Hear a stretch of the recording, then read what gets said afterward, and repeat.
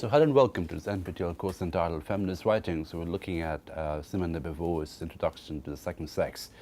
We've already had a series of lectures on it, and we're beginning to wind up this introduction and this lecture and the ones to follow. So at this point, I'm just going to start with page 21 on your screen, I think. This is 22 actually, where Beauvoir talks about the male philosophers who began to look at the whole problem of inequality of sexes in a way which is philosophical and which is quite political in quality as well. So she mentions a series of names. Diderot, for example, among others, strove to show that woman is like man, a human being. Later, John Stuart Mill came fervently to her defense. But these philosophers displayed unusual impartiality. In the 19th century, the feminist quarrel became again a quarrel of partisans. One of the consequences of the Industrial Revolution was the entrance of women into productive labor. And it was just here that the claims of the feminists emerged from the realm of theory and acquired an economic basis. So Industrial Revolution, among many other things, what it did was it brought about demographic change in the sense that it brought women into the productive labor, into industrial labor. And in the process, it complicated things further, and it became a partisan quarrel to a large extent. So, although landed property lost power to some extent, the bourgeois clung to the old morality. They found the guarantee of private property in the solidity of the family. Woman was ordered back into the home the more harshly as emancipation became a real menace. Even within the working class, the men endeavored to restrain women's liberation because they began to see the woman as dangerous competitors. The most so because they were accustomed to work for lower wages. So in the workforce, in the mainstream workforce, women were seen as dangerous competitors because they had lower wages, and they could, obviously from a proprietor's perspective, someone who takes lower wages is more desirable. And you can see how this kind of an argument of being threatened by a new workforce which is prepared to work for a lower wage can be very easily mapped onto some of the current debates about quote-unquote immigrants who supposedly come from outside and enter the workforce and corrupt the workforce by being prepared perfectly to work for a very low wage compared to the mainstream workers. So this kind of a discrimination, this kind of a feeling of threatening or the othering, the other comes in as a threat, is something which is very common. And a woman was ordered back into the house, into the home, the more harshly. Her emancipation became a real menace. So when the woman's emancipation, the woman's arrival, appearance in the marketplace, in the workplace became a real menace, the woman was ordered back into the home, into the household more harshly.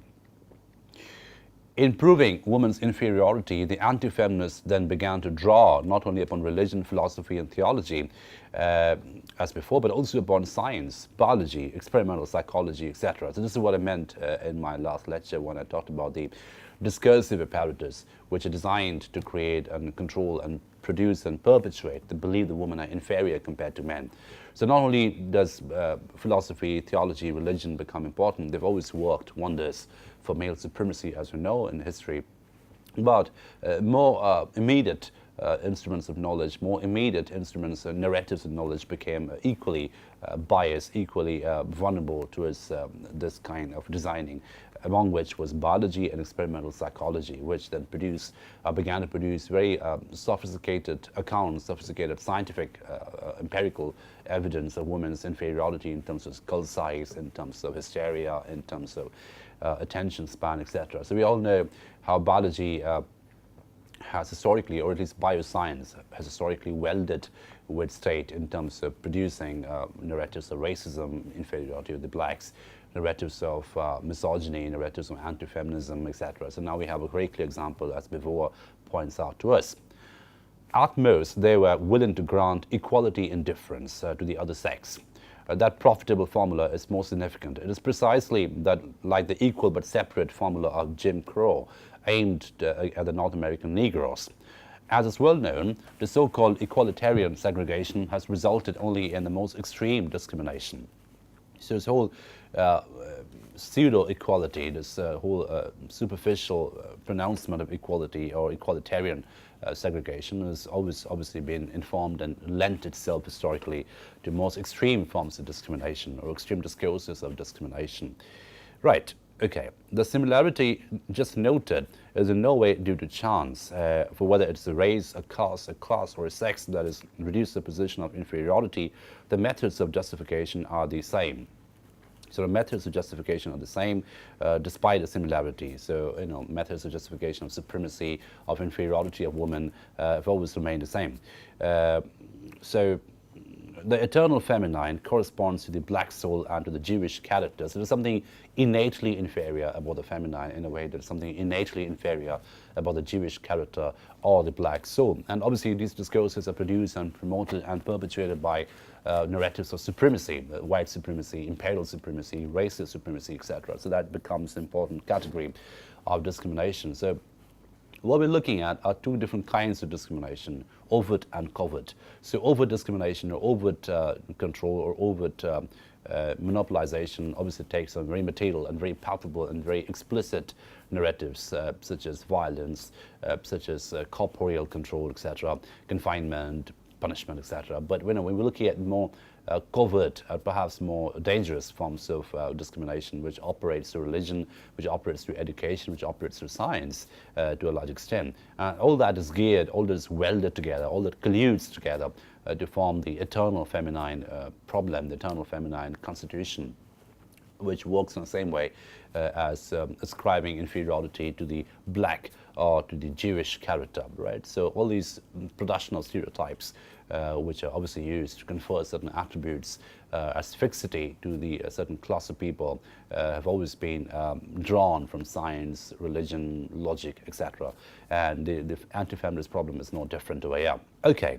So, true, the Jewish problem is on the whole very different from the other two. To the anti-Semite, the Jew is not so much an inferior as he's an enemy for whom there is no, to be granted, no place on earth, for whom annihilation is a fate desired. But there are deep similarities between the situation of woman and that of the Negro. So that's something which Beauvoir talks about quite clearly. That what's the similarity between the black, the persecution experienced by the blacks, and the persecutions experienced by the woman? And how so? Both are being emancipated today from a like paternalism, and the former master class wishes to keep them in their place. That is the place chosen for them. So, they have been emancipated today, but the former master class, whether it's the man for the woman and the white man for the black man, they wish to keep them in the former place, the place of segregation, the place chosen for them. So whether it's the ghetto for the blacks or the domestic home for the woman. Right. In both cases, the former masters lavish more or less sincere eulogies, either on the virtues of the good Negro, with his dominant, childish, merry soul, the submissive Negro, or the merits of the woman who is truly feminine, that is frivolous, infantile, irresponsible, the submissive woman. And that is a very, very vital point that Beauvoir is saying, which connects to some of the things we talked about in the previous lecture. And that is, if you're a conforming consumer to the certain kind of narrative set by men, then obviously you get rewards, not just materially, but also spiritually, also intangible rewards in terms of virtue rewards, in terms of value quotients.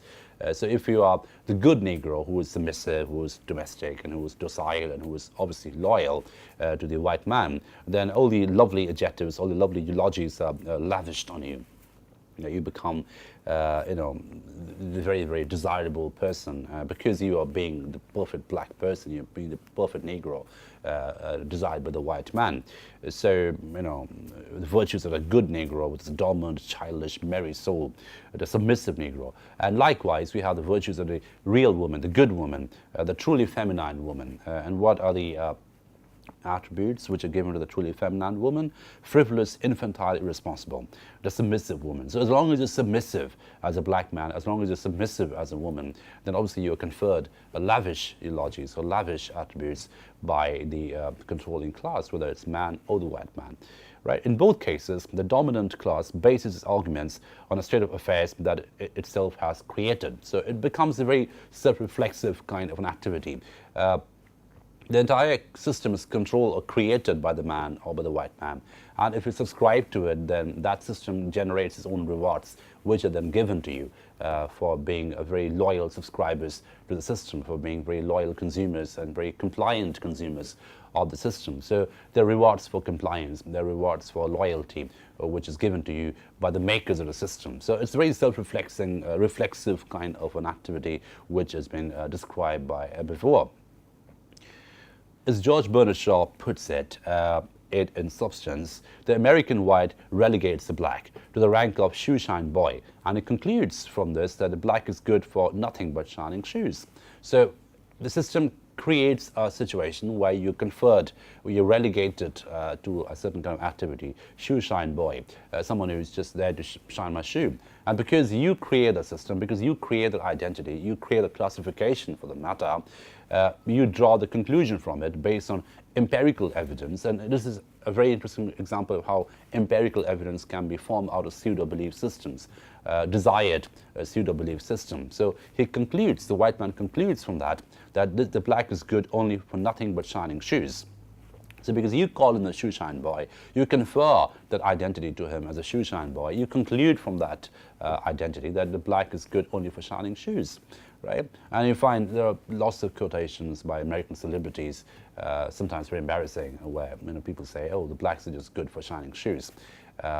Supposedly, we're not sure, Elvis Presley said something similar, where he said that blacks are just good for buying my records and shining my shoes. Well, that has been refuted later, but then that's a symptom of a certain kind of narrative which was pretty prevalent in America at that point in time.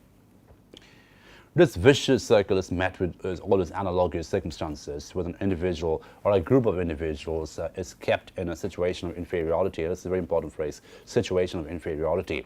The fact that he is inferior. So the situation of inferiority is artificially produced, artificially constructed, and then the subject is placed in the situation of inferiority. And because he happens to be placed there artificially, there's a natural conclusion that he is inferior. So we can see how a certain kind of natural empirical evidence is generated out of certain artificially designed systems, artificially designed discursive systems. So again, we're looking at a collusion between designed discursivity and quote-unquote innately internalized natural belief systems, and how the two are sort of linked to each other in a tautological, sometimes axiomatic relationship. Okay, but the significance of the verb to be must be rightly understood here. It is in bad faith to give a static value when it really has a dynamic Hegelian sense of to have become. Yes, women on the whole are today inferior to men. That is, their situation affords them fewer possibilities. The question is, should that state of affairs continue? So, we have a state of affairs women have become, as a verb, as a process through which they have been made to become inferior to men. But the question is, should that state of affairs continue? Is it desirable that it continues, or if it's not desirable that it continues, what are the methods through which one can depart from that sort of affairs? Many men hope that it will continue. Not all have given up on the battle, so most men very much hope that this sort of affairs continue forever. The conservative bourgeois will see that emancipation of women a menace to their morality and their interests. The conservative bourgeois obviously wants to stay conservative and phallocentric in quality, where the men monopolize the market, men control the economy, and it's very convenient for them to have the woman in their household, not as competitors in the marketplace. Some men dread feminine competition. Recently, a male student wrote in Hebdo-Latin, every woman student who goes into medicine or law robs us of a job. And this is remarkable because it's exactly the same rhetoric which is used for immigrants. People who come from the outside, they come in and they rob us of our job. So if we look at, for instance, the white supremacist narrative in America today, heralded by the American president, where the very narrative is, oh, the Mexicans are coming and taking our jobs, the Latin Americans are coming, the Puerto Ricans are coming and taking our jobs away. So again, the whole threat is conferred on the other. So it's always a problem from the outside, that the people from the outside come and take our jobs away. And we have the same kind of rhetoric conferred to women. Recently, a male student wrote in Hebdo-Latin, every woman graduate student who comes into medicine or law robs us of a job. So we male students, we men, we are naturally entitled to jobs. It's a natural right, it's a biological right for being a man to get a job in law or medicine. So every time a woman enters law and medicine, she robs us of a job. In the same way, the same rhetoric is mapped onto immigrants today, illegal immigrants, whatever immigrants, they're coming from the outside and they take away our jobs, they take away the white man's jobs. So it's a very similar kind of rhetoric which is mappable on the situation today. And that's something which is very interesting about feminism, because we find how philosophers such as Beauvoir, they come up with theories and situations which are so, which are almost universal in quality, because that takes a different context and different configurations at different points of time. But the same kind of narrative may be mappable completely on the immigration crisis today, and the entire fear of the immigrant from the outside today. Okay. He never questioned his rights in the world. So look at the artificial, natural binary over here. So it's a natural right of the man to get a job. It's a natural right of the male student to get a job in law or medicine. And the moment the woman begins to get a job, it becomes artificial inequality. So the question then is, how did this natural right become naturalized? And naturalization is a process of repetition and internalization. Very mathematically put. If I want to naturalize something, you need to keep repeating it and need to keep internalizing it. So a point comes when you don't even realize it's happening. It's just something which is seamless in quality. It's like breathing oxygen. You don't realize it's oxygen in the air unless that stops, right? It's something which is naturalized in you as a biological activity. So men's right to job, men's right to privileges, men's rights to freedom, men's rights to growth, progress, liberty, all kinds of lovely, sweet things are natural rights. Whereas a woman, when she comes into this workforce, she has to fight and acquire all these rights through a very ostensibly artificial process. And it's artificial because it's not naturalized yet, right? So he never questions, the person who wrote this article, that women students are coming and robbing us of a job. He never realizes, he never would question his naturalness of his right to get a job in the first place, okay? So he never questioned his rights in this world.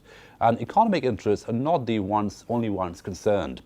One of the benefits that oppression confers upon the oppressors is that most humble among them is made to feel superior, that a poor white in the South can console himself with the thought that he's not a dirty nigger, and the more prosperous whites cleverly exploit this pride, right? So the whole idea of white pride, the whole idea of male pride is a very political system. So it's not just an economic interest, it's the benefit of oppression. And the benefit of oppression is everyone in that category is made to feel superior. So even if you're a poor white in the South, somebody who is colloquially called white trash, even if you're white trash in the South, you still console yourself into thinking that at least I'm not a black person, right? So, and that goes back to ancient philosophy, where Plato would wake up every day and thank the God for being a free citizen and being a man, where the Jewish would pray that, thank God for not making me a female. So that same kind of rhetoric is perpetuated in different human situations.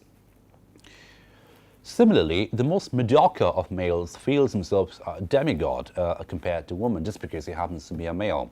It was much easier for M.D. Modellan to think of himself as a hero when he faced woman, and woman chosen for his purpose, and when he was obliged to act the man among men, something many women would have done much better than he, for the matter. So, this is an example of certain figures who obviously excelled in being a man because they believe that being a man is something which is superior innately. And then Beauvoir goes on to say, what is remarkable is that by using a questionable we, people like Claude Mauriac identifies himself with St. Paul, Hegel, Lenin and Nietzsche, and from the lofty eminence of their grandeur looks down disdainfully upon the bevy of women who make bold to converse with him on a footing of equality. In truth, I know of more than one woman who would refuse to suffer with Patience Morris's tone of polite indifference. So this is a allusion, Mauriac, sorry, not Maurice, this is Claude Mauriac. And then, Beauvoir obviously uses Claude Mauriac as a figure, as a symptom of how he thinks just because he happens to be a male, he has kinship with all the other great grand males like Nietzsche, Lenin, Hegel, etc. And from that lofty kinship system, and that's exactly what was said a little while ago, that even if you're a poor white, you're still white, and you're part of this massive kinship of supremacy, and that you console yourself with that belief, with that knowledge. Likewise, even some males who are obnoxious and inferior in quality, they would still, be entitled to that kinship with the great men, and would speak to women from that position of privilege, from that position of kinship privilege, right? So then that obviously becomes a tone of polite indifference. So kinship becomes, or imagined kinship, or imagined community becomes a very important factor in terms of supremacy. So if you're white, even if you're a poor white person, you still think you're a white person and you're innately superior compared to the blacks. Likewise, even if you're a stupid male, you still think because you happen to be a male, you have this biological kinship with the great men of the grand tradition of Western metaphysical thought and politics, and you speak to women from that position of kinship, and that becomes obviously very ridiculous and but effective in quality as well.